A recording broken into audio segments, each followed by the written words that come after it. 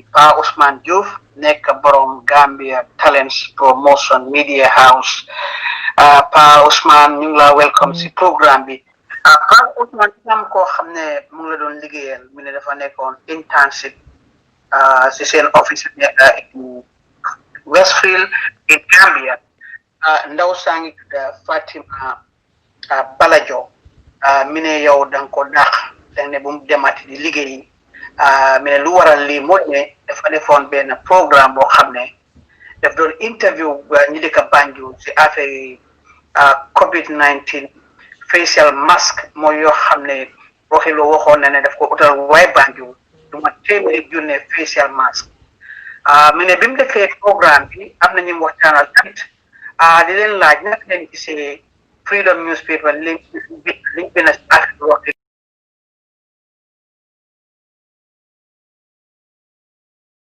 resources ak yu mel noonu li nga mën a wax yow lan moo waral Fatima Balajo nga wax ne bu mu delluwaat liggéey foofu noonu lu xew. jërëjëf Panderi maa ngi la nuyu yaag sa déglukat yi yëpp fu si waaye nekk ci ñeneenti ko ñi àdduna penku xarpu ngopp wala ngalandu sa laajte bi su dee danga ne ndax dañ wax Balajo mu bàyyi wala mu stop di ñëw ci Gambian Talents ndax dañ ko eewi waaw 3 hours ago laa jógee am ak moom meeting te waaw maa ko eewi ne ko bum ñëwaat Gambian Talents pour nekk foofu intern te li waral ma wax Balajo bum ñëwaat Gambian Talents du benn mbir waaye ay mbir la bi ci jiitu mooy man xale yi ñëw foofu di fa def internship yépp amuñ benn experience ci media dama def advertisement pour wax ne ndaw yi nga xam ne dañ demoon back way ñu delloo si leen wala ñoom ñu ñëwal seen boppa ñiñ deport te ñu bëgg a opportunity pour reintegrate in society dinañ leen jox opportunity ñu jeexal school toog ay at jàppuñ si dara suñ ñëwee ma jox leen opportunity jàngal leen wala boog ñi nga xam ne dañ drop out of school maanaam seen loxo jotutoon seen gannaaw wala any reason lu tax ñu bàyyi ak ñi dem ci tertiary institution si te amuñ practical experience ñu mel ni university bi wala ñeneen ñi ma jàngal leen métier moom mu apply ñu interview leen jaar ak ñoom fu leer ma wax leen a lot of sarta ñu d'accord ci sarta yooyu ñu ñëw ñu leen a jàngal Balajo nekkutoon si suma gestu bi ma def nekkutoon koo xam ne dafa ñëw pare jànga ci meeting bi ma am ak moom 3 hours ago rek wax naa ko laaj naa ko ndax dafa nekk foofu ci li ñooy wax di diva jaay ne diva la peje office bi yépp lekka waxtu bu nekk yo fi lekka ci liñ ma jot a wax suma management bi every Tuesday dañ dee am management team for the past few months every Tuesday turi Balajo dina ñëw up complaints given to me by my managers duy déglu directive from any of her supervisors ñi nga xam ne ñooy njiitam yi su waree dem defi interviews ñu jox ko ay questions which of course ba bi ci mujjee ci Roxi Malick loolu la def dañ dee joxe ay questions suñ ne nañ defi vox pop pour laaj nit ñi askan bi seen xalaat seen gis-gis ci dara suñ ko joxee ay laajte dafa dem laajte ci lu ko neex leneen li mu wecci wala mu seet ñi ko neex mu interview the latest one she did balaa bu Roxi Malick Lo bi mooy bi président Barrow joxe median speech am bi ñëpp doon xaar the 5th speech to the nation on COVID-19 boobu si boppam questions yiñ ko jox dafa dem laajte moom lu ko ci neex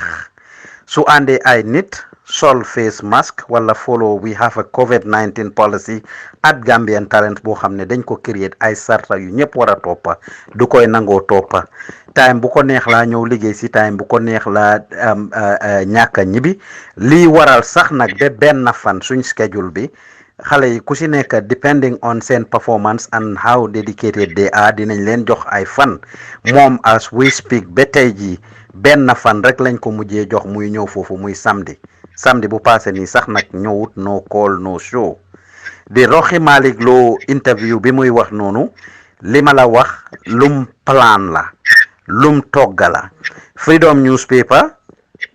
yow maak yow yàgg na ñoo xamante suma broda nga li ma jàpp ak fiñ jaar ci sa plateforme bi bi nga koo door xam nga ko duma ci dugga mais bi ñi lay déglu xamuñ waaye man maak yow xam nañ ci bi ma nekk North Carolina ngay liggéey with all Africa I mean all Gambian all Africa ni Freedom Togo lépp ci suma kanam la du lu ma nit di wax waaye that doesn't mean ne everything am lu ma gis ci Freedom dama am pour follow up with that dañ am a WhatsApp group si gannaaw maa ngi la send i messages WhatsApp group Gambian Talents team la tudda suma team bi ñi ci nekk yépp interns yeeg staff yépp they are on that WhatsApp group dama leen di encourage ñuy binda suñ own stories dama leen di encourage ñuy post suñ own content foofu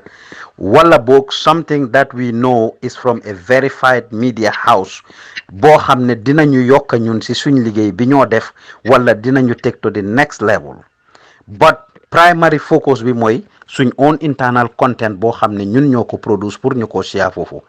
Balajo consistently and maa ngi la seen screenshots yooyu by the way dafa seet lu ko neex mu dugal ko foofu with no regards to that rule and screenshots yi ma la seen soo ko gisee di nga gis ne on a couple of occasions maa ngi ko edda di ko wax ne bàyyil di share fii duy tontu yey na wow na wala am tooy na this particular incident on this 18th and 19th ñaari fan yooyu yëpp mu ngi share foofu content bu Freedom newspaper binda supposedly about Rohey Malick Lowe about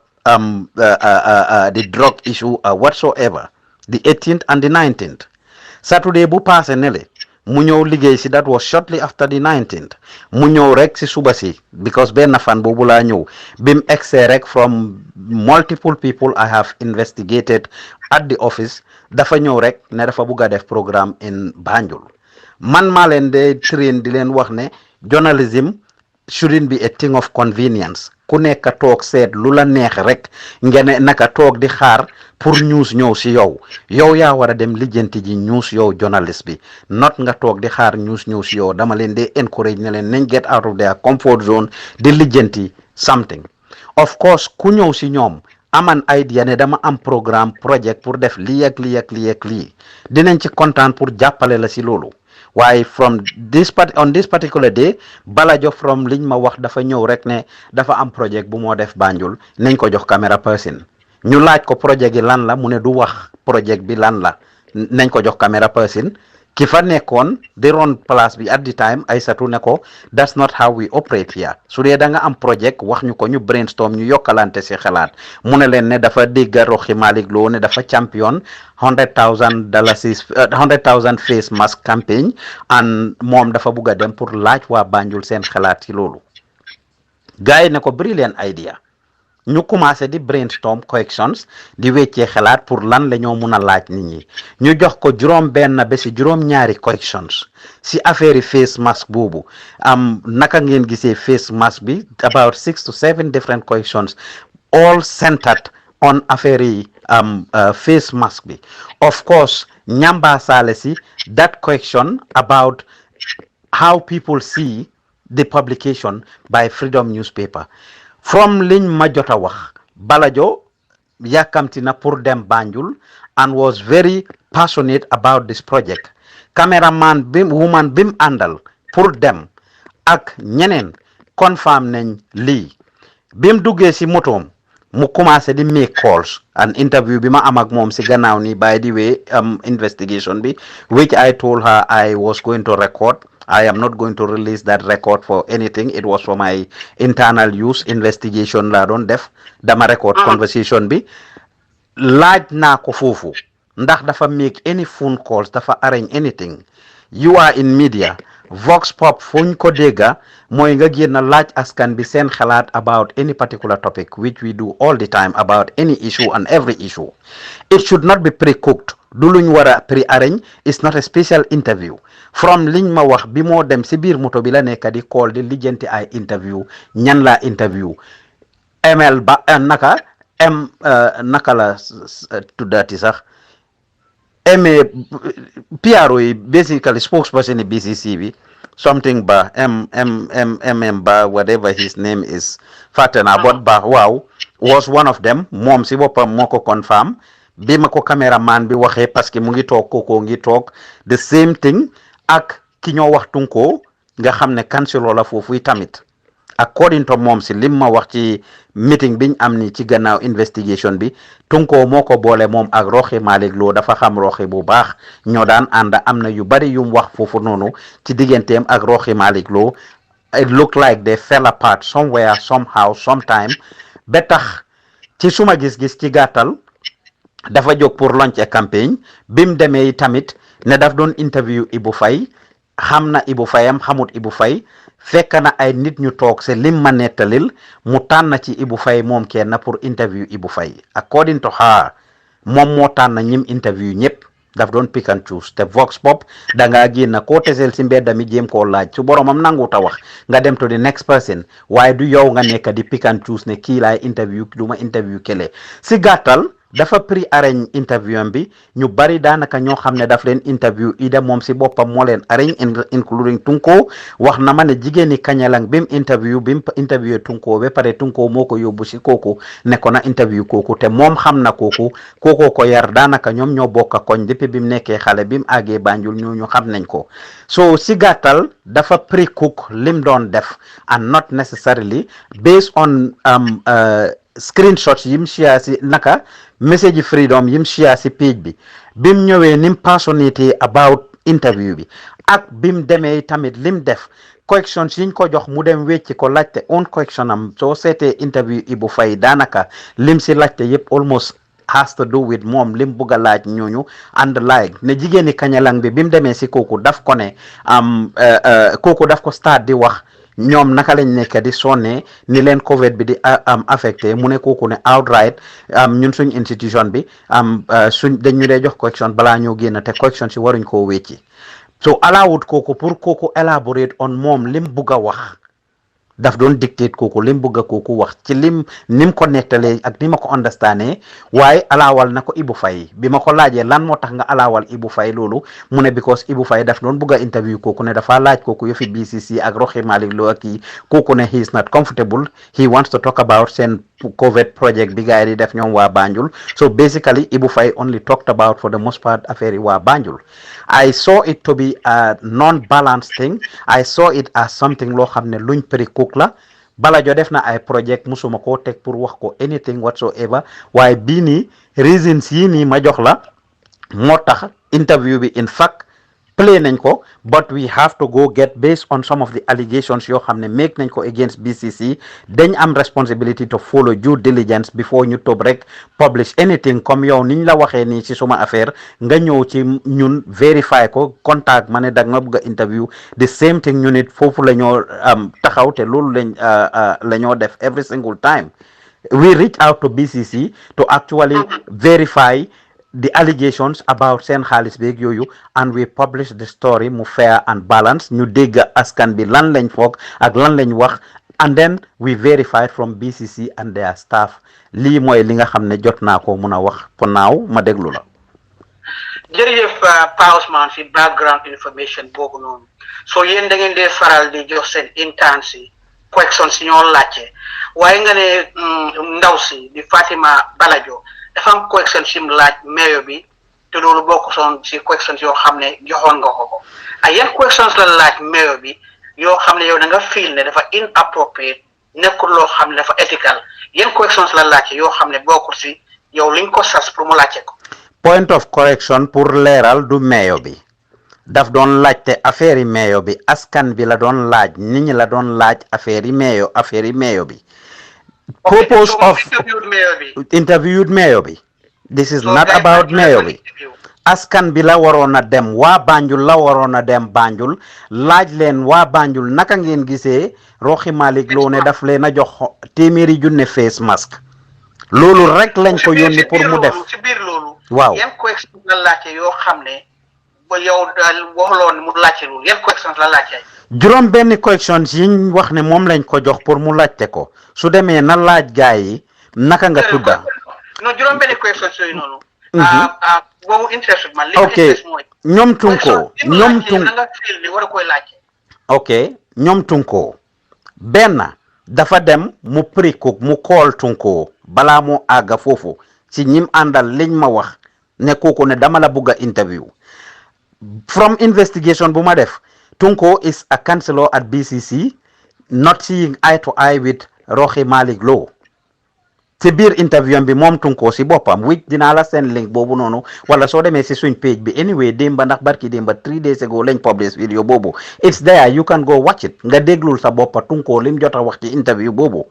apparently he doesn't seem to be in good terms with Rohey Malick Lowe so pour moom mu war a call Tunko in advance balaa moo dem pour arrange an interview with kooku it's the major issue here bim àggee questions yi mu doon laaj Tunko primarily has to do with the face mask ak naka la waa Banjul gisee face mask yi her focus was mostly on Rohey Malick Lowe ak drug scandal bi Rohey Malick Lowe ak ndax $40,000 lañ ko fay as a mayor ndax suñ kuy fayeku $40,000 a month kooku war naa mun a may jigéeni Banjul $10 million ndax ci xaalisi drogue bi la ko jëlee ndax jëleewut ko ci xaalisi drogue these are the questions yoo xam ne mu ngi ko doon laajte ñoom Tunko and she was focused on it ci biir interview am bi am na sax kum si wax ba put in her personal opinion balaa kooku di answer ne kooku ne kuy fayeku $40 million $40,000 si weer bi ngay mun a may $10 million si man suma gis-gis loolu munta nekk wala loolu dafa wrong something like that waaye wax na ba ne si moom gis-gisam den mu door a laaj kooku tontom xam naa ne nag yow as a journalist xam nga ne warulooy put in sa personal opinion in your work especially balaa ki nga laaj di tontom foofu establish na fa noonu moom position am in addition to that mu continue am na keneen comme interview tamit ne di benn xale di wax kooku noonu ne yow sa jëmmi boppa soluloo face mask an amuloo benn sañ-sañ pour wax kenn bum sol face mask putting in her personal opinion in this waaye comme li ma la wax Balajo si tënka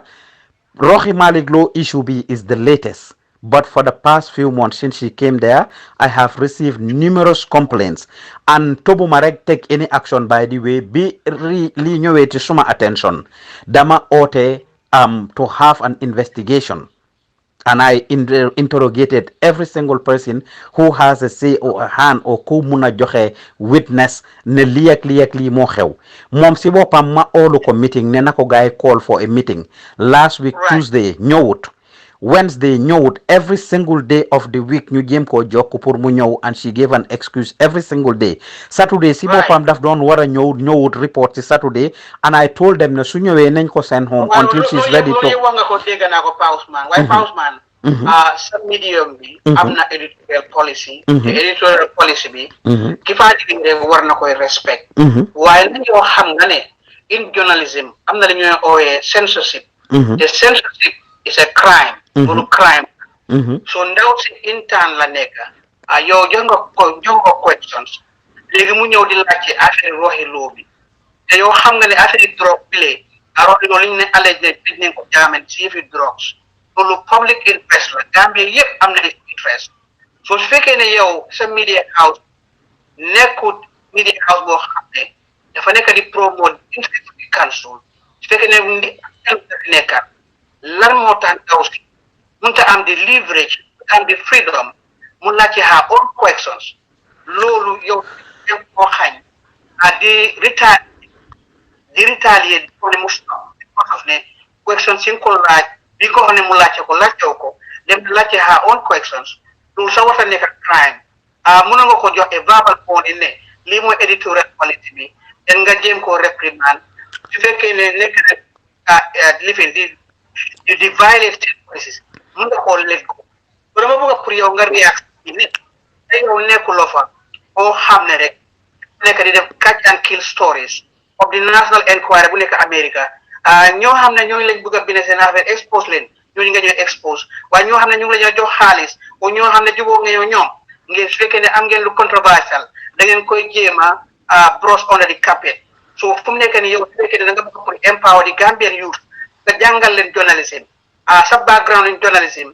ñu nga ñu ko explainer ci programme bi waaye su fekkee ne journalisme bi ñu ko wax wasa nekk crime Pa dang ma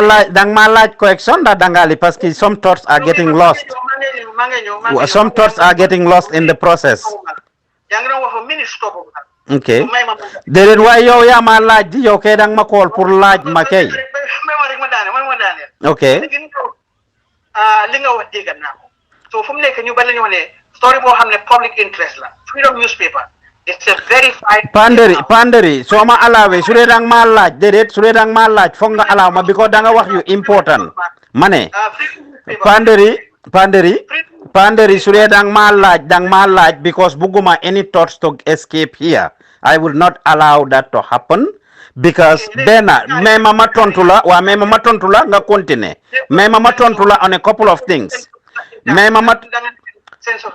panderi waaw dinaa la tontu si loolu benn ma rectify la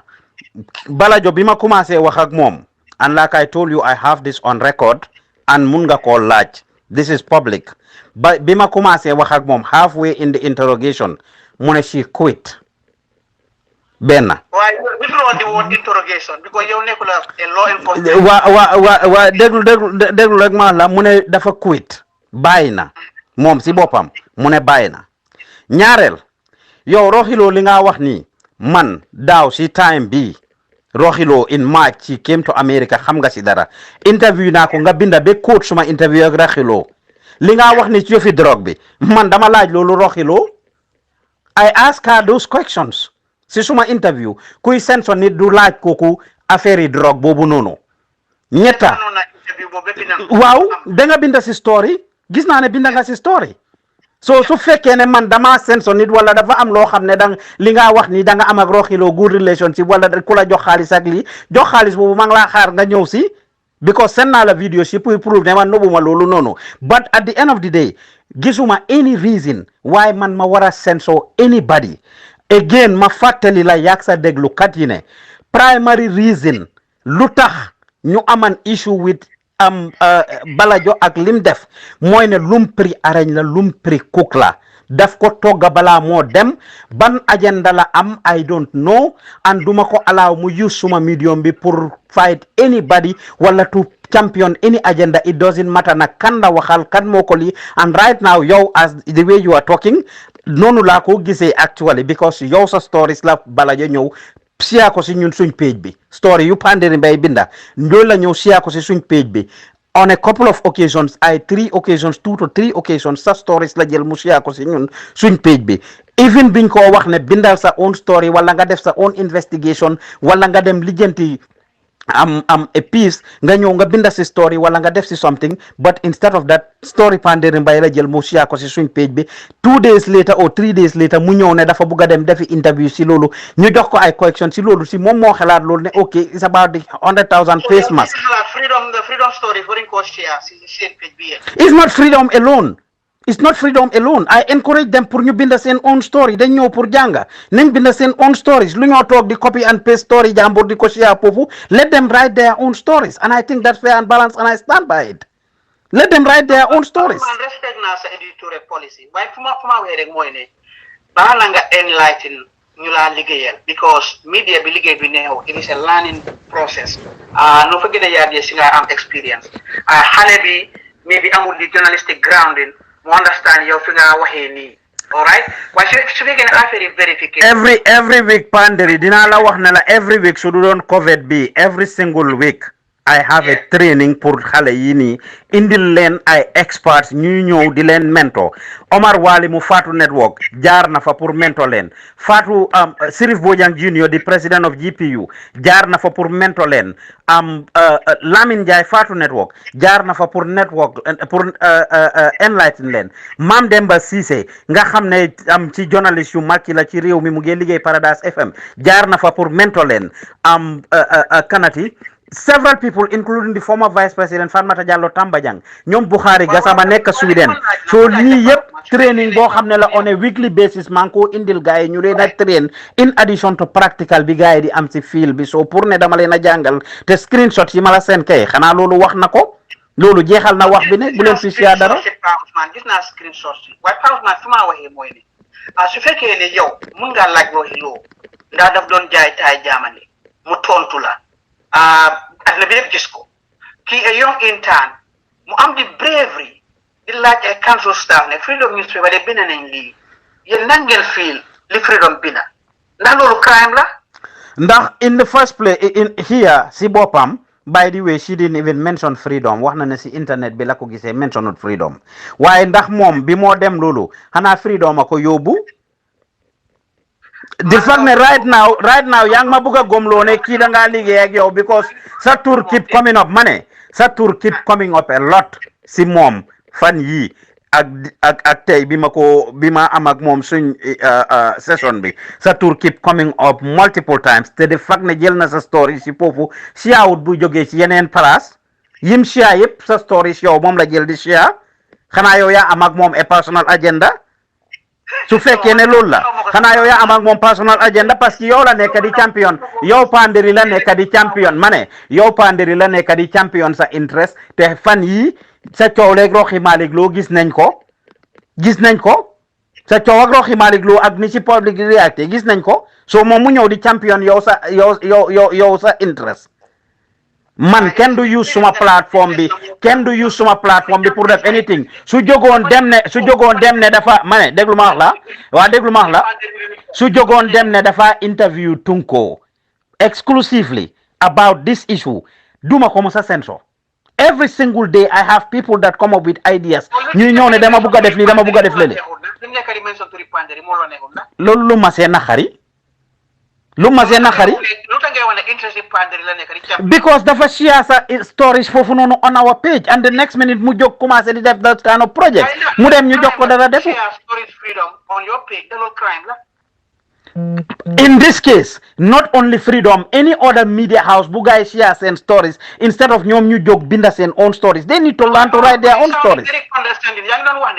Verified media houses. So the freedom newspaper is not a verified media. Did it. That's not what I'm saying. So set a verified media house be tamit text bi mala sen. Wow.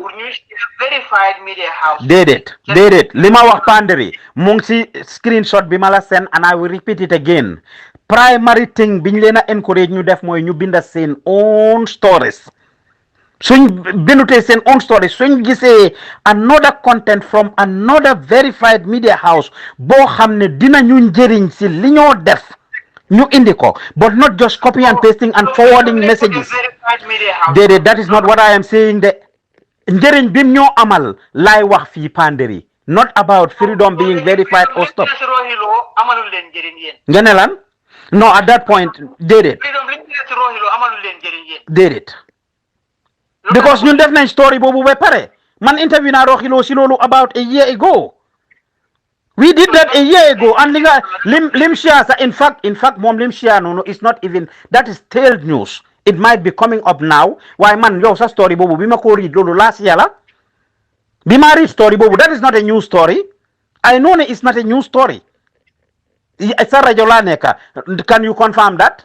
story boobu du story bu es loolu daaw nga ko bi noon Panderi maybe moom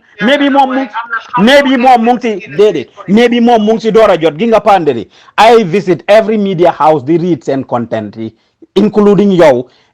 sa story boobu daaw nga ko bindoon is not lii loolu lum ndaw am na 1 year so maybe moom daf si door a jot ak ñeneen ba tax ñu ko share léegi because yaa ngi am ak Roxi Malick Lo issue waaye maa ngi xamal sa audience yi ak ñiy déglu yëpp ne sa story boobu is not a new story loolu daaw nga ko bindoon so man interview naa Roxi Malick Lo daaw yow def nga si binda nga something si Roxi Malick Lo even si suma interview léegi lan moo tax ñun ñu war a nekk di champion loolu when we can write our own stories when we have direct access to Roxi Malick Lo ak anybody else pour interview ko. You are a sellout. You are on the payroll of Roxi Lo. So gisee mu wax lii mooy ne mi ne Roxi Lo yow bëgguloo any negative publicity towards Roxi Lo wala against Roxi Lo mu ne Roxi Lo mu ngi la ñoo fay yéen every month $20,000 allowances loolu la ñoo jox ndax li mu wax loolu dëgg la ndax fen loolu lu dëgga waaye dinaa la wax ne la Roxi Malick Lo foundation am bi jàppale nañ Gambian li ma liggéey man platform by the way Gambian Talents is a non-profit public broadcasting network registered in Gambia and li ñoo def waxtu bu nekk maa ngi sàkku ndimbal si askan bi rawatina internship bi ne leen awma di opportunity right now project bi maa def di train ndaw yi is bigger than me munatuma koo handle alone man maa ko nekk di dépasse di finance di fay place bi di fay ndaw yi di leen jox transport di leen jox internet ak all kinds of things yoo xam ne ñu ngi ko need foofu noonu pour get the things ready di jënd bagage yi jumtuwaay yi ñu soxla pour doxal project bi at this minute at no single time do I have less than 100 applications yu tegee ci suma table bi only 15 or 20 laa mun a jël bu coronavirus bi dooree xale yi ñu bari ñu start di am jafe-jafe moto nekk issue si dëkk bi not a single car that we have amuñu woon moto at the time I'm not ashamed of this ku ma déglu di ma toppa suma plateforme bi waxtu bu nekk maa ngi sàkku ndimbal pour jëndal leen moto ak lijjantil leen yeneen yi nga xam ne soxla nañ ko pour doxal ko ma nekk di reach out to individuals and institutions both in Gambia and in the diaspora several people contribute towards that project contact on government bi a few departments contact na mayor of KMC Talib Bensouda mun nga ko verify with him contact Rohey Malick Lowe through her foundation mu donate ñu $20,000 send naa la link boobu send naa la ethically yow fooguloo ne yaa ngi compromise independent journalism su fekkee ne yow independent journalism yow da nga bëgg pour expose corruption da nga bëgg expose the truth léegi nga dem si mayor bi foundation bi jox la $20,000 pour nga jéem a ron sa media house ngay dem si government bi pour ñu jéem laa jàppale nga jox ne la joxuñ la ëllëg bi su fekkee ne am nga story boo xam ne dafa critical of Rohey Malick Lowe ndax yow di nga am the liberty pour nga report ko olof njaay ne ku la mën a sañal la waaw léegi kay dang maa laaj nga déglu ma tontu la panderi dang maa laaj nga déglu ma tontu la dinaa la jox ma ne panderi dang maa laaj nga déglu ma tontu la ndax dinaa am liberty suma gaay joxe xaalis dinaa la ne waaw beneen la waat waaw ndax daaw interview naa fi Rohey Malick Lowe dégg seetaan nga ko ren jii bés bu biiri gaañoo dama def a show lu tax Gambia du dem show demal nga déglu lan laa wax Rohey Malick Lowe foofu about the press conference he organized instead of paying tribute to Biri nobody controls my independent mindset man def naa programme about a month ago interview Mustapha Njie South Africa Global mu ne ma change suma turi show bi lu tax Gambia du dem show mu sponsor ma ne ko su fekkee ne loolu rek mooy tax nga sponsor ma kon dooma sponsor Rohey Malick Lowe ñun def nañ a piece on BCC sometimes last year Hidden Gambia show demal nga seetaan ko ñu wane marché Banjul yi ak naka la mel ak li fa nekk yëpp pour wax la rek Rohey Malick Lowe's foundation donating us has nothing to do with my independence and until this minute Gambian si nekkul di jelaw Gambian si ñu ngi bàyyi xel li nekk rek ci réew mi foo waxee ne daaw laaj nga ko affaire drogue bi Freedom doon report si moom tontu na la waaye ren 2020 bi ñu nekk lile barke Dembo Njaay Freedom newspaper génna di wax affaire drogue bi lan moo xew loo miin lan moo xew nee ma rek Fatou Samba benn sa reporter si nekk Banjul Fatou Samba invite Bacili invite Makumba Sane invite PRO BCC bi di leen laaj affaire council bi Rohey Malick Lowe naka la def that was a publicity stunt affaire drogue bi laajuñ ko affaire nepotisme bi mu nekk si council bi laajuñ ko so ñu ne sa media house bi le media house yi propaganda la you are on the payroll of the criminals waa li ma laa wax mooy loolu duma si d'accord ak yow gi nga interview Fat Samba boobu lu ko sabab mooy li Balajo def moo ko sabab we went to verify the facts from BCC allegations yi nga xam ne come up na all of a sudden ne BCC nekkuñ di fay seen staff yi ñun duñu dégg tël rek ne damana we had access to BCC ñu dem si BCC pour laaj leen ndax dëgg la ne duñ leen dee fay duñ leen dee fay period whatever it is that they say loolu si ñoom la des we interviewed different people from cleaners and everybody who were willing to talk at BCC and that is it and lolu it's not only affaire Rohey affaire lii rek Balajo story bi was published alongside it. So laaj ngeen gars yi affaire staff yi ñu waaye lu tax laaju leen gars yi affaire drogue bi. ma ne affaire drogue bi loolu duma ko laajte panderi at this minute loolu def naa ko passé na yow da nga am sa personal interest ak Roxi Malick Lo déglu naa sa audio yaa ngi wax Roxi Malick Lo naka la waxee ci Pafa Mbay naka la lifine dafa wicc on doma la lii la lele la soo amee sa personal agenda ak Roxi Malick Lo or interest or fight ngeen fight ko panderi I am not going to join you in that fight. As simple as ABC. Yes, I am not. Wow, léegi nag yow soo buggee yow nga laaj doo ma wax in this case and loolu respect waa léegi respectal naa la ko léegi yow tamit lu tax yow nga foog yow soo laajtee sa question lu tax man ma war a laajte yow question si nga laajte. lii dafa nekk brotherly conversation interview dama bëgg rek nga déglu ma ak xel bu ma dégloo xool Ousmane su fu mu nekk nii yow xam nga ne réew mi journalism tey lañ ko gën a soxla. su fekkee ne yow a serious media house nga nekk di ron lan mooy tax ngay dem di ñaan dimbal from a mayor lan moo tax ngay dem ñaan dimbal from the government ëllëg si biir lu ñoo wax mooy ne kii mi ngay jaay soolam bi te si ñoo xam ne ñoo nekk di perpetrate corruption si réew mi. léegi nañ toog ba gis man dama nekk di def loo xam ne pour ndawi réew mi la ma sàkku ndimbal si ñëpp. képp koo xam ne Gambian nga te dinaa ko waxaat ci sa plateforme bi maa ngi leen a oo pour ngeen jàppale Gambian Talents internship programme bi maa def nii because dafa jéggi dayoo fi mu toll nii antanatuma ko dépasse bi bari na ci suma kaw munuma koo def loolu beneen réew ba munoon a nekk well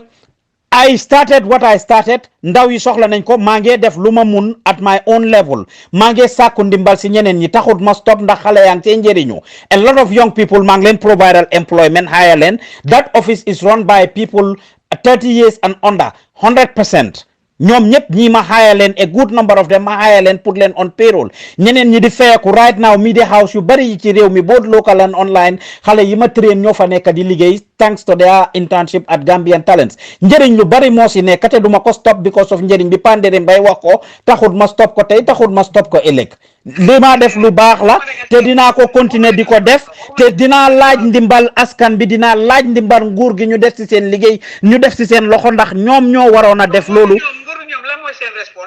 moo war a nekk nguur gi every department depuis bi ma commencé internship bi ba tey from the youth empowerment project we went to meet tese ak EU meet nañoo ak ñoom te friend organisation IOM ak different organisation si réew mi international organisation si ñoom ñëpp ñu rifa ñu back to yep project bi yep from the lowest person to seen director bi mit na ñoom wax ak ñoom lu nekk ba tey jii for whatever reason because mënuñoo stand par Ousman's God they will not come forward pour jàppa si project bi nedi dem nañ mit ak ñoom ñi nga xam ne affaire yi enterprise ak support xale yi ñoo leen tax a jóg pour jàppale ndaw yi yëppi employment ak lii ba tey jii nedi dara came out of it National Youth Council nga xam ne ñooy mbootaay bi amee wàllum ndaw yi dem nañ si ñoom pour wax ak ñoom pour naka la ñoo establisher partnership ne leen dañoo complement seen effort ay international organisation yi ci réew mi yëpp jokku nañ leen ñoom ñu rifaa ñu baaktu yéen seen organisation si ne yéen a ameel nguur gi wala réewi Gambie ñoom seen project ci turu yéen lay jaar ñoom ñëpp wax yu rëy lañ ñoo wax mujjeewut fen the same thing with the municipalities because si kombo gi lañ nekka dem nañ yaa ngi Amérique fu journalisme sampee baax nga yow si sa xalaat ethical na pour an independent media house dem di ñaan dimbal from a public official wala public institution boo xam ne taxpayers yi ñoo koy ron te independent media bi moo war a hold accountable public officials yooyu noonu ndax fan nga mos a gisee CNN dem si mayoral office dafa ñaan dimbal fan nga mos a gisee Fox News boo xam ne sax ñu ne Republican dañ affiliate Republican si ñuy dem si mayoral wala governor's office dafa ñaan dimbal yow li nga def nii is it ethical? waaw parce que li ma def man is for the internship ndimbal bi ma laaj gaay pour internship bi la an internship boobu mooy jàngal xale yi métier wan leen yoon xale yi nga xam ne amuñ am any hope ñi nga xam ne dañ tukki woon ñu delloo si leen ñu war a intégrer ci société bi ñi nga xam ne dañ drop out of school amuñ yaakaar fenn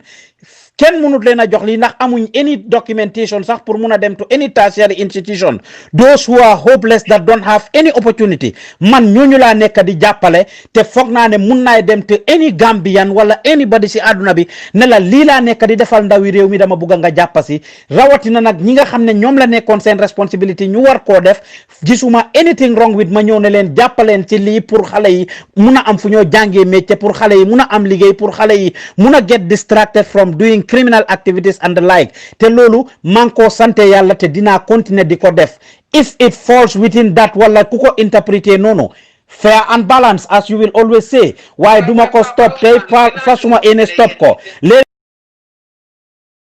by any means and hold me accountable on record ci sa platform bi any day nga gis ma su fekkee ne wax government bi wala whole government bi accountable xanaa ku topput Gambian Talents waaye képp ku ma toppa tey laa gën a wax nguur gi criticize nguur gi ci li nga xam ne they are not doing it right suma show bi lu tax Gambia du dem show is not popular with the government at all ñoxobaay show bi is not popular with the government at all li ma gis Banjul is not popular with the government at all because waxtu bu nekk maa ngi leen a dóor daal la di leen criticize ba pare di teggi li fa gaay teg di leen jox solutions. It's a solution driven institution. Not only that ñu ngi def lu bari di jël ay bagages di ko yónnee fii nii from America pour jàppale we don't only criticize but we are part of the solution makers for Gambia and we will be continuing to doing that dinañ continuer di def loolu inshallah and you will hold the government accountable bés bu nit ñi toogee nag gis ñu bàyyi loolu whether government bi la or any council or any parastatal or any institution private institution nga xam loolu man ñii ñëw sax ne dañ bugga pour ma advertise leen doog dama leen koo wax ci lu leer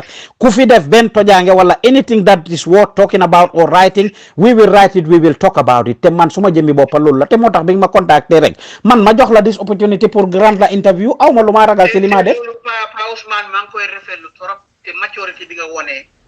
ñëw waxtaan ak ñun appreciate nañ ko torop te bul jël lii as personal suñ liggéey la ñooy def te suñ la laajul question si dafa mel ni defuñ suñ liggéey am na ñuy wax tamit ne yéen fu mu nekk nii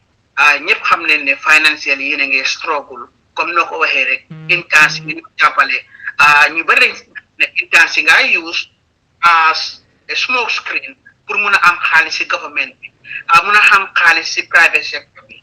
ku mel ni Fatoumata Baro First Lady ak président Baro ñu ne si fan yi sax génnoon nañ ñu ne Fatou Samba rek lañ contact pour mu ñëw defal leen some kind of publicity di pretend ne sax xamutoon lii happen waaye ñu ne it was all pre-arranged ñu ne yéen daal léegi affaire yi publicity stone ngeen fi nekkee ñu la ñoo jox couple of dollars pour ngeen defal gars yi publicity stone lan mooy sa tontu si loolu suma tontu si loolu mooy ne dara amut ci pour commencer ba tey ji for the record benn government institution benn from the office of the president to the last musu ñoo jox a single dime to Gambian Talents Promotion ku ko def ku am record bi na ko génnee number 2 man Fat Samba interview bi nga wax noonu ñun our mandate mooy ñu tap nurture and promote Gambian talents daaw ci November am gaal gu jógee Bara dem doon dem Europe in Spain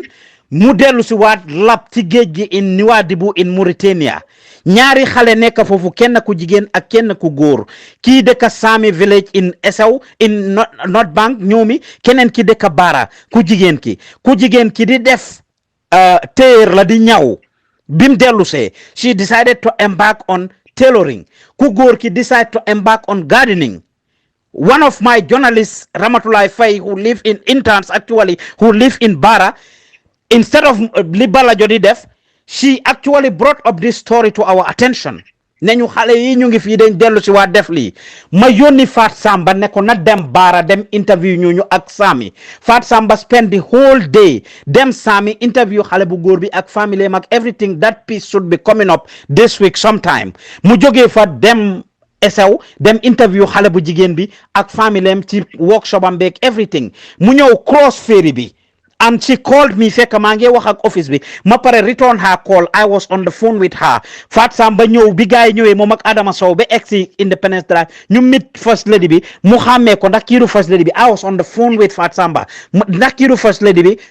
mu ne ko naam Fat Samba mu ne ko yes I was on the phone lii du lu ma kenn nettalil Fat Samba ne ma ne ko approach ko for an interview Fat Samba dafa approach first lady Fatoumata Baro billahi dafa bañ ne du ko grand interview Fat Samba try pour am interview be sona mu bañ ne du ko am mu ne dafa continuer moto bi pour dem ci office bi because they spend the whole day in Bara man maa ko ne toppal first lady bi. You are not doing anything wrong. Public figure la moy jabari president ni dëkk bi toppa ko nga jël ko whatever she is doing bul ko jege bul ko laal from a distance make your commentary ngeen toppa ko be fulen luwa em ngeen em fa but follow her. That alone is story. She is the first lady of the country. Soldar bu ñëw wala anybody ku leen attack bu leen fay caméra yi ma wax ak Adama Sow ne ko bu leen fay benn caméra toppaleen gars yi and this is what happened. I was on the phone with Fat Samba mu ko lifin my brainstorm ak moom di ko jox some of the commentaries that she was doing foofu noonu bem àgga bunti State House first lady bi dégga commentary yooyu for the most part because mu ngi wax affaire yi waaw mooy first lady dëkk bi dinañ ko laaj for an interview whether dinañu grant one or not. She had this commentary. For some reason, she changed her mind. Being age bunti State House, munema allow na ñu duga, and that is how she ended up getting into State House. So sete lulu at some point sa microphone bi dafa disconnect because wireless mic lañ don't use. Fat Sambang si moto bi Adama so wàcca na wax na Adama wàccal nga continuer di jël gaay Adama continuer di jël first lady bi while Fat Sambang si moto bi ba mic bi discontinue ku déglu interview bobu at some point di nga dégg voice over fofu because microphone bi was distorted because the ratio or range bi Fat Samba nekk ak fu Adama nekk dafa xaw a sore wante bim ñëwee si office bi mu def voice over on top of that si la first lady bi dugga si biir State House and she allowed them to have an interview with them foofu noonu benn 20 minutes and this is exactly what happened. Go and ask the first lady or anybody else. First lady bi nga wax ni ñun laay waatee si suñ road to ndewenal bi ñoo def this past lifin nii Tobaski bi dañ ko binda a letter to have her because we were going to meet different people my Amad Fati lawyer Ousseynou Dabo Musa Ali Bacheli mom Lamin Bojang ak different people until this minute she didn't respond to us for that li ñun rek lañ ñi di waatee by the way and I will respect people's opinion but I can tell you it's very unfair. Ban recent interview yow xam nga dégluwuloo mooy li ma laa wax that is exactly the interview I'm telling you. Video boobu laa laa wax ni loolu laa la just explain ne moom la Fat Samba demaloon Bara loolu on Thursday la loolu laa laa wax ni yow li nga wax ni Panderi you did not do enough research. Waaw you did not do enough research because video boobu laa la nettalil naka la ñëwee ne la Fat Samba Bara la jógee dem interview ndaw yooyu jógee ci backway bi ñi nga xam ne dañ demoon ba ñu lap si seen gaal gi lap suux ñoom ñu rëcc si gaal googu ñooñu la Fat Samba demoon interview this week ku seet loolu ñu ngi ko edit this week you can watch out for Gambian Talents and you will see that story loolu la demaloon Bara on her way back after crossing at 5 o'clock bi gaay ñëwee si lañ teseeg first lady bi foofu noonu and then I told Fat Samba pour mu toppa ko loolu noonu la demee loolu laa la just explain ba pare nothing was pre-arranged li ma la wax ni to the best of my knowledge this is what happened. So all of a sudden Baro ñoo show so loolu naka la fa taajo fan la Baro show up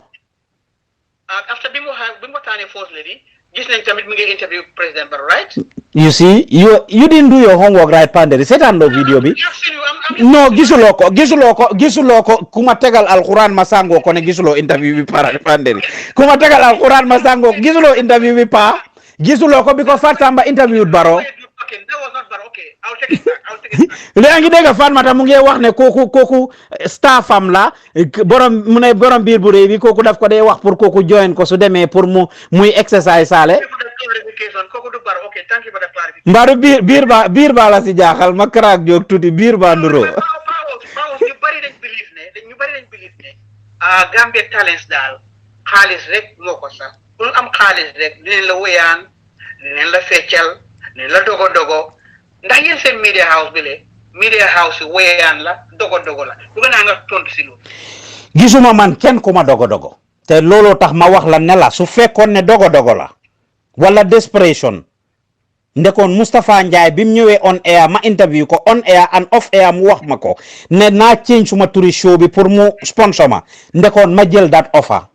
because I need it man I learn ak lu nekk offer nañ ma ko ci liggéey bi ma bañ xanaa ku xamut Pa Ousman mooy wax loolu I don't need ngene lan Mustafa Njie musna la may xaalis musut maa may edaay musuma wax ak Moustapha Njie ba bés bu ma ko interview te loolu it dama dégg stories lañ ma jox information lañ ma jox about compagnie bi ak liñ wax ne moo nekk di xew ci yëfi corona bi ak ñiñ wax ne dañ fa am corona ak seen office biñ wax ne dañ ko tëj ñoom ak Africell ak seen staff yi nga xam ne dañ leen put on leave and the like, and I contacted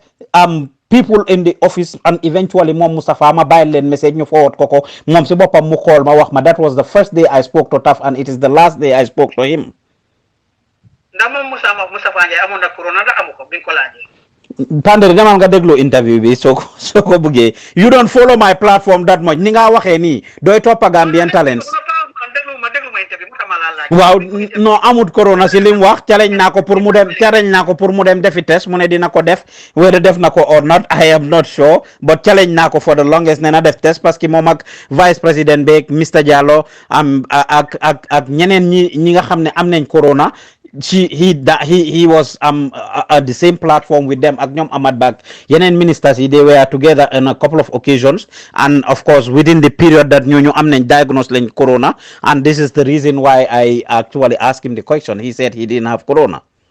léegi ñu ñëwaat si affaire yi Fatima Balajo ndax yaa ko doon fay intern allowance bi moo liggéey foofu.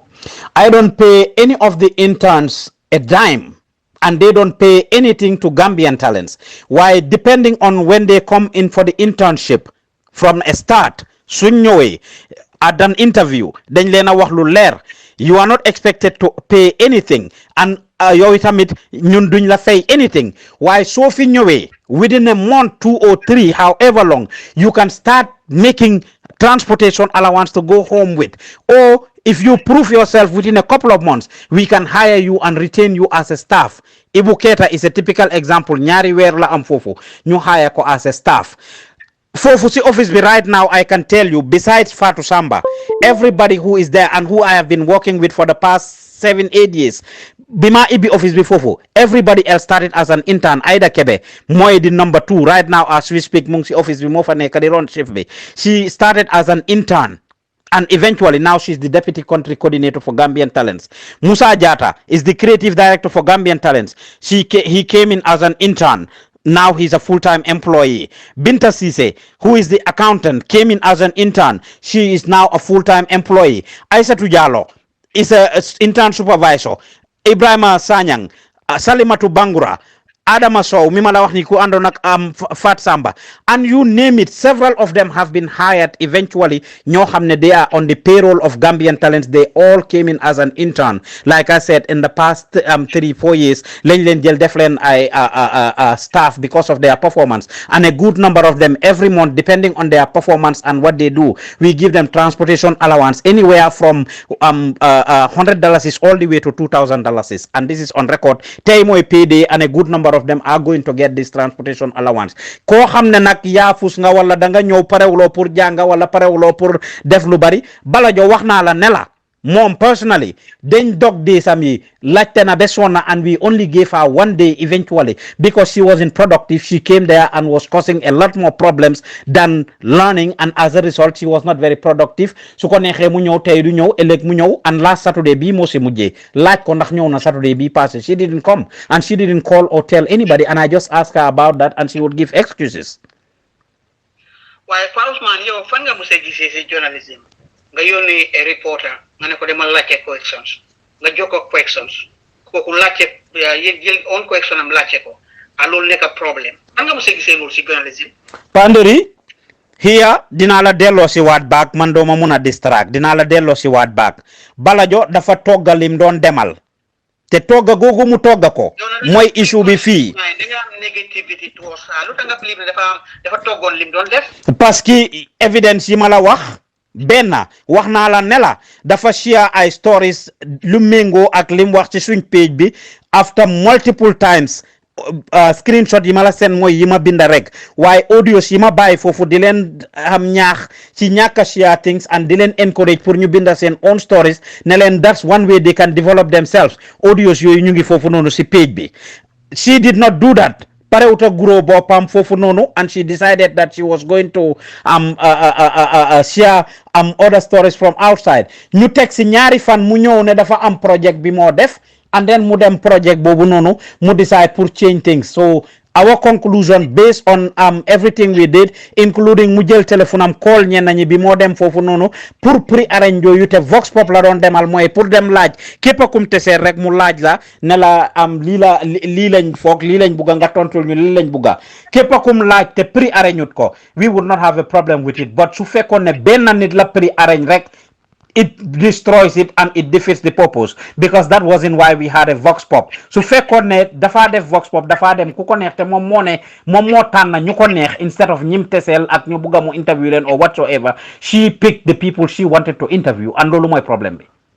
ba pare wax na tamit ne seen office bi nekk Westfield ñi fa nekk intern dañ la ñoo jaamloo dañ la ñoo sant ñuy bale dem di raxas wanag bi 5 times during the day. Dañ ñoo fay dañ nekk di volunteer waaye mi ne li ko si gën a métti rek mooy ne dañ la ñoo wax ne ñu dem di bale wanag bi lan nga ñu mën a wax si loolu. fay de wax naa la ne la fayuñ kenn te yes fayuñ kenn as an intern te they all sign contract and agree to it ne duñ leen fay dërëm waaye suñ góorgóorloo every month mun nañoo am transportation allowance and the like. So si jofi fay bi loolu laa faa tontu. Man wax naa la ne la I am not ashamed to tell you ne la institution bi ni ma ko ronee gis naa njëriñ li si nekk pour young people bi ñi ma la wax nii. For the record I am very proud to tell you ne la bi ma ibee place boobu ba tey benn weer mosuta passé te by the 30th ñi nekk foofu di fa liggéey wala intern si jotuñ seen allowance wala seen salary, not a single month until corona period bi. We know of colleagues ñoo xam ne ñu ngi tëj media houses di wàññi seen staff yeeg kii. We did not do any of that, instead we adjusted ourselves.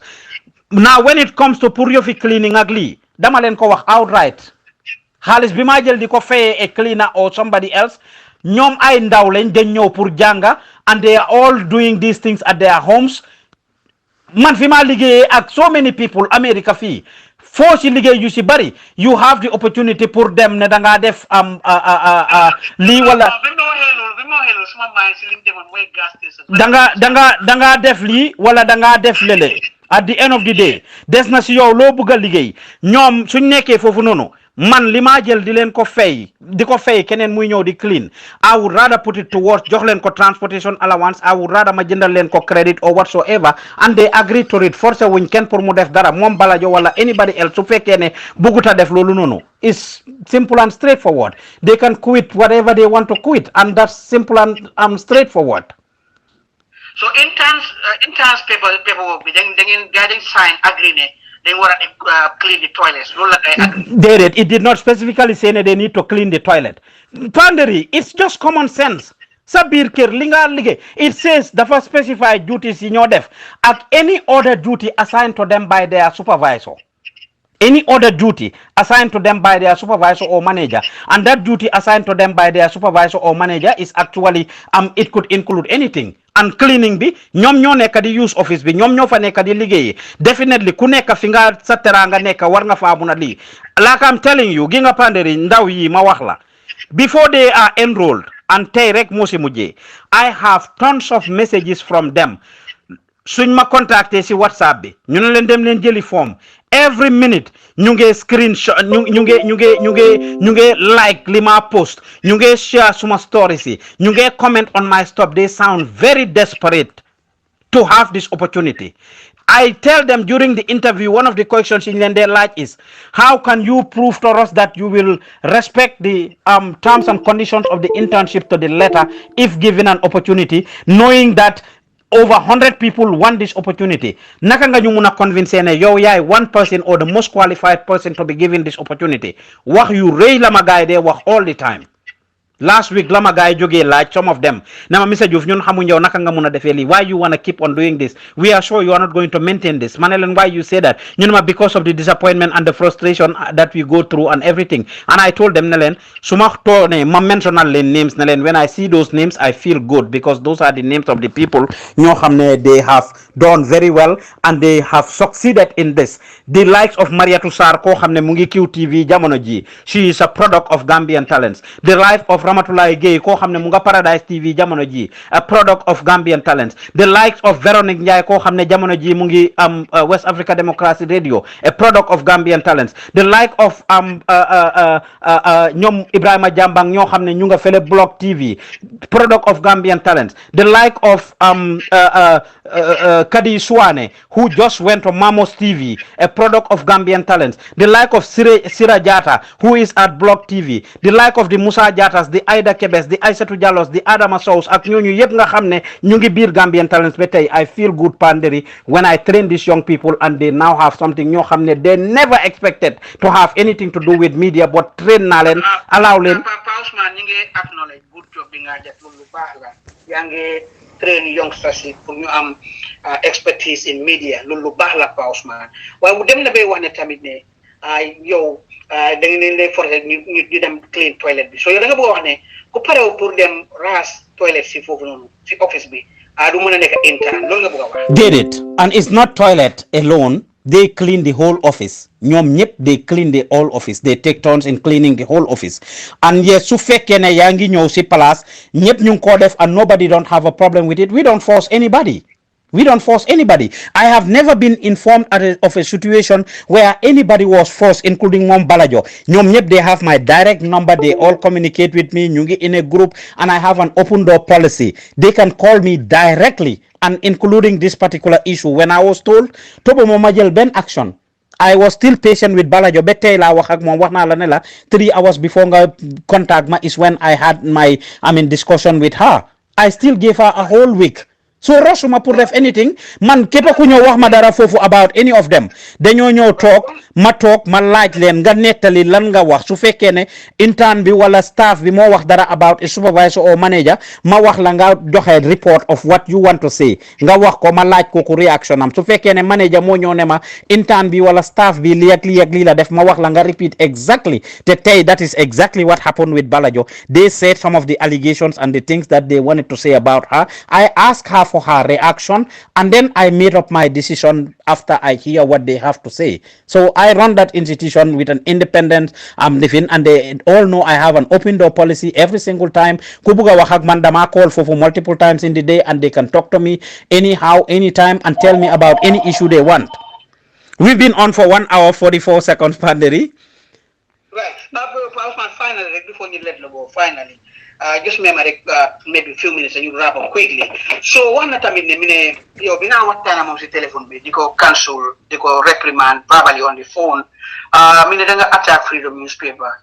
You were critical of freedom newspaper. Nalilu amla. That is not true man awma luma critical of yow at this point danga am sa editorial policy di def sa liggéey Panderi yow man xam naa la waxal sa déglukat yi ne yow man xam naa la lekk nga xaalis bu bari si man yow di ñëw si suma programme yi Gambia bi ma nekk yi daag yow sa bopp yaa ma wax loolu suma programme si ma doon def yi daag yow Gambia nga ma xamee la fa ma ñëw na di seen waaw bi nga coval VOA so yow waxal gaay ne man maak yow xamante nañ waaw so man awma dara loo xam ne dama ko critical of freedom newspaper I respect you bro I respect you and you do a good job loolu ma ne déglu ma wax la lii Gambia nañ jox naar bi cëram nañ jox xar mi cëram lu naar bi loo ko bañ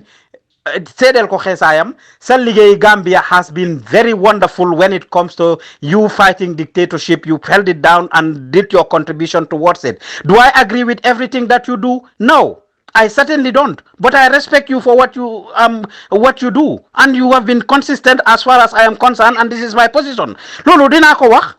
Why suma institution bi nima ko rone is not going to be dictated by freedom or what freedom or any other media house does.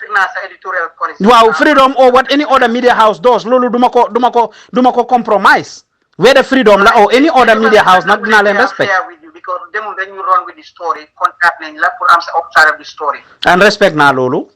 And that is why I gave you and this is reconsider pour ko melni Balajo. No, I wouldn't. Because one, she's the one who quit. And ask her, I'm on record, she quit. Number two, like I said, she's a liability. Damanyo pour jangal xalé yi, why if they become voluntarily. Yeah, Momo quit voluntarily and after ma yombalal koko. She quit. Ask her. so tombe ay gab la yow yang ko bëggona gëné den mo mi dafa bay Balajo did something very expensive in my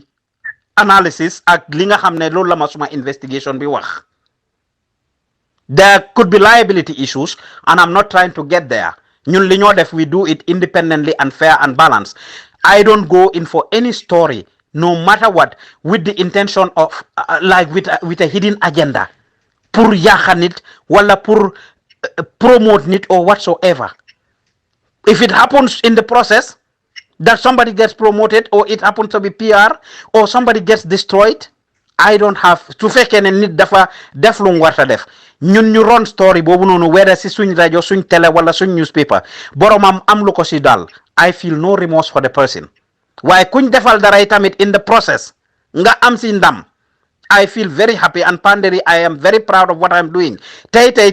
laa mujjee amee message from ki ñoo wax Seku Bojang benn police officer he contacted me ne ma moom daf police la young police officer and he wants to daf dee def painting interior design 3D interior design mu ñëw suma office ma toog ñu waxtaan ma xale bu góor bi ma defaral ko a free advert and running it on my platform. He texted me this morning expressing appreciation and telling me how much he is getting, how many contracts he is getting based on that advert, and I will continue to run that advert for free of charge on my platform. These are things that I'm very proud of, to tap, nurture, and promote young talents, and I am proud of these achievements and will continue to do so. I'm not going to be moved by Indiran. Thank you. Koko moy Pa Ousman Joof Pa Ousman fan nga daanale sa kaddu nak before ñu let la bo final ndaw yi ñu melni Balajo lay waxal I want to tell them to get it together yakamti ya xule te lo doonu talibem do doon serignam I'm not surprised ne ñëwaat na ci yow and in fact I had this discussion with my managers and exactly I said it that I wouldn't be surprised if she rushed to you. When I saw your message straight up, I knew that's what it was. I knew it. Billahi wallahi talahi dama ko wax ak suma manager si fofu right after we finished talking to her that I would not be surprised. So at the end of the day, maa ngi leen a ñaax pour ñu gën a dal pour ñu xam ne dara yombut. Panderi fi nga egsi nii man xam naa yow xam nga how long nga si struggle ba sampa sa freedom gi. Gambian talents, yo xam nga ne I've been on it depuis 2006 ba tey fu ne dugg naa fa génn naa fa and I still continue. Ndaw yi nag dañoo bëgg a ñëw tey rek ñu foog ne ñu succeed. Yes, ndaw yi nag dañoo ñëw tey rek ñu foog ne they gonna have it all at one time or in one day wala duñ pare pour ñaxa wala pour def yenn yi. fi nga dem di fa utilize ñu ne la raxasal kama wala raxasal wanak wala fompal fi nga toog sa table bi nga toog wala computer mouse bi wala nga bale foofu I don't think that is any big concern but ndaw yu bari dañ dee yàkkamti I am proud of the ones that I touch positively ñoo xam ne toog nañ wala boog dem nañ ci yeneen institutions dan ñi nga xam ne dañoo yàkkamti so li ma ñaax njaw ji mbooy ñu bàyyi yàkkamti bi ci lépp lu ñoo def ñu xam ne Rome wasn't built in a day te loo doono taalibeem doo doon sëriñam su loolu weesoo ma wax askan bi ne tamit ne nañ xam ne ñun ñëpp ñoo bokk Gambia te lépp luy suuxal dëkk bi dañ ci war a bàyyi xel lépp luy yóbbu dëkk bi kanam ñu jéem ci taxaw pour liggéey dëkk bi pour toppatoo ko ku si nekk independently fi nga munee nga bàyyi foofu keneen ñu bàyyi ko fu mu munee suñ dëkk mooy di wan dëkk boo xam ne ñëpp expert lañ in everything nañ jéem a seet naka la ñoo def ku nekk lu mun wala luy affaire am ñu bàyyee ko pour kooku continuer def li moo def ku nekk jàpp fi nga war a jàpp bay sa waar pour réew mi dem kanam su loolu weesoo ma xamal askan bi ne coronavirus is here COVID-19 képp ku si ñàkk bakkanam ñu ngi leen a jaale ñi nga xam ne dal na leen ñu ngi leen a mastaw bu baax a baax ñi nga xam ne jotagut leen ñu ngi leen a ñaax pour ñu respect bi WHO ak Ministry of Health guidelines yi ak fuñ ci munti nekk ci àdduna corona is here pour join the family of diseases nañ leen bàyyi suñ xel bu baax a baax toppa sarta yi di leen gërëm di leen santa di gërëm Panderi Mbay di leen wax nag ne ngeen toppa Gambian Talents TV Panderi ma joxe fa loolu rek ñambaas ko si jërëjëf. du problème jërëjëf Pa Ousman jërëjëf. Thank you.